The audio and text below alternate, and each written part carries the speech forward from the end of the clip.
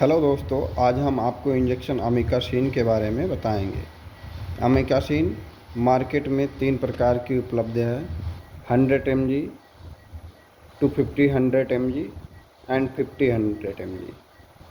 100 mg injection 2 ml में, 250 100 injection 2 ml में और 500 mg इंजेक्शन 2 ml में बाज़ार में उपलब्ध होता है। अगर हम इसमें देखें तो प्रत्येक ml में 100 mg वाले में 50 mg पाया जाएगा और 250 mg वाले में प्रत्येक ml में 125 mg पाया जाएगा और 500 mg वाले में प्रत्येक ml में 250 mg पाया जाएगा।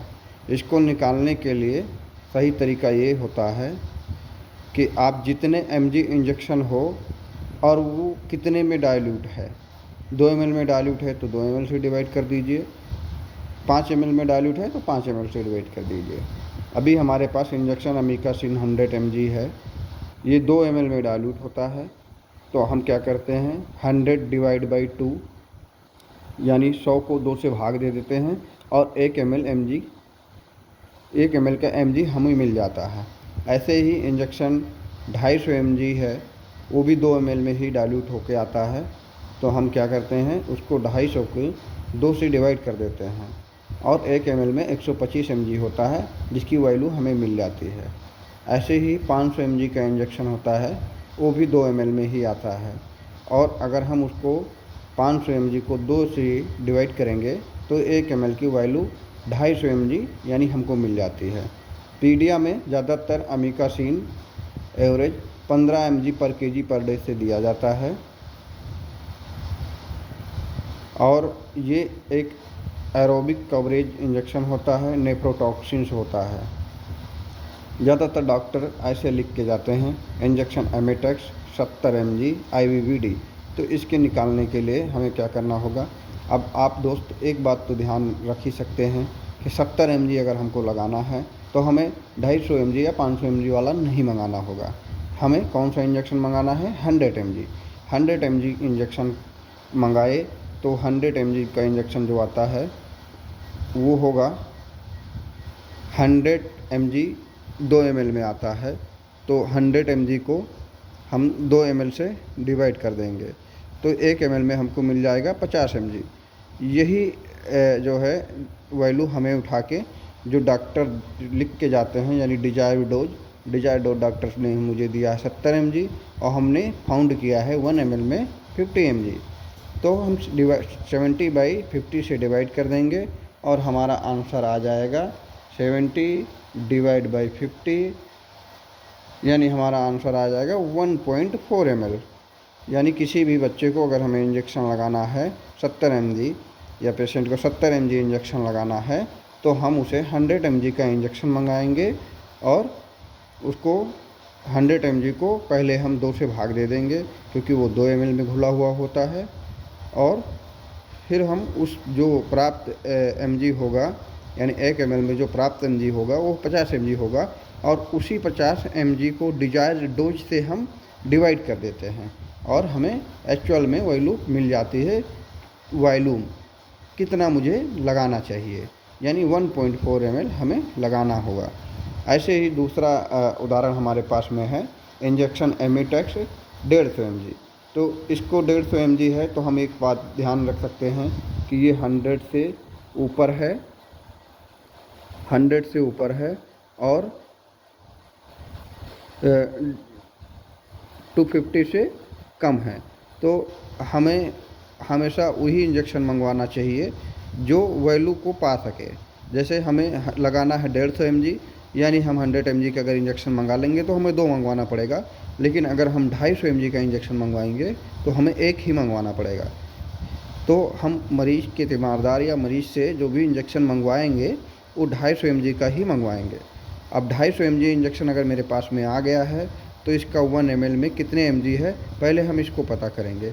इसको पता करने के लिए हमने आपको पहले ही बता रखा है कि जितना mg टोटल वॉल्यूम में होता है और टोटल वॉल्यूम को उसी से डिवाइड कर देते हैं। टोटल वॉल्यूम है इस इंजेक्शन का 2 ml, तो 250 mg डिवाइड बाई 2 ml हमें मिल गया 1 ml में 125 mg, 1 ml में 125 mg अगर हमें मिल गया है तो हम इसी को डिजायर्ड डोज यानी जो डॉक्टर ने लिखा है 150 mg, 150 mg को हम 125 mg से डिवाइड कर देंगे।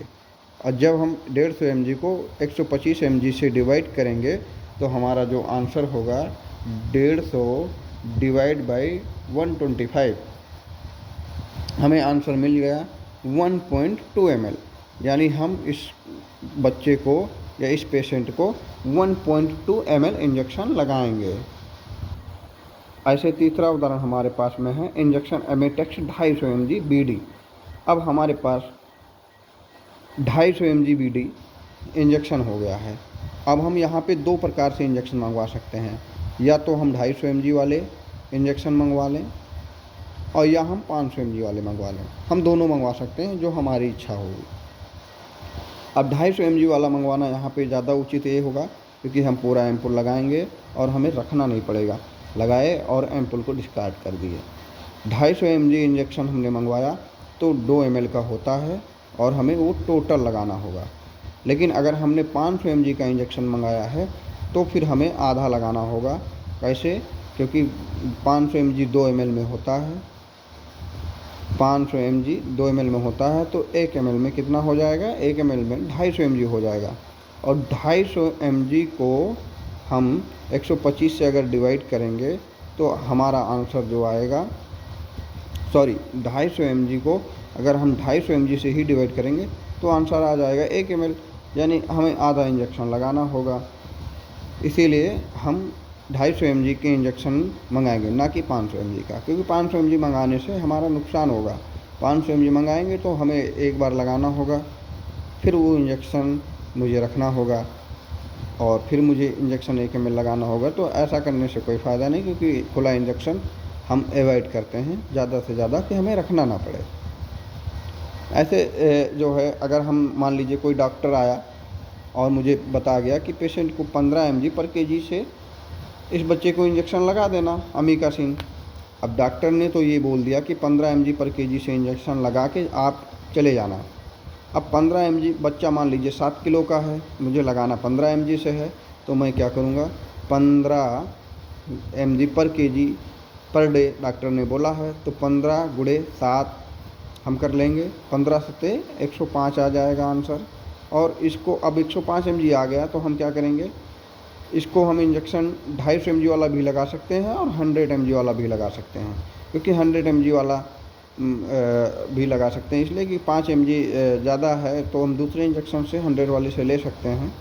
अब ये आपके ऊपर निर्भर करता है आप कौन सा मंगवा रहे हैं। अब हमारे पास इंजेक्शन है 105 mg लगाना है। मान लीजिए मेरे पास 100 mg वाला है, तो 100 mg के 1 ml में हमने आपको बता रखा है कि 50 mg होता है, तो हम इससे डिवाइड कर देंगे। तो 105 डिवाइड 50, यानी हमारा आंसर जो आएगा 2.1 ml आ जाएगा। यानी किसी भी बच्चे को हम 2.1 ml अगर इंजेक्शन लगाएंगे तो हम उसे 105 mg इंजेक्शन दे चुके हैं। मेरे चैनल को सब्सक्राइब करें, लाइक करें और कमेंट्स ज़रूर करें। बेहतर सुझाव हो तो वो भी दे सकते हैं।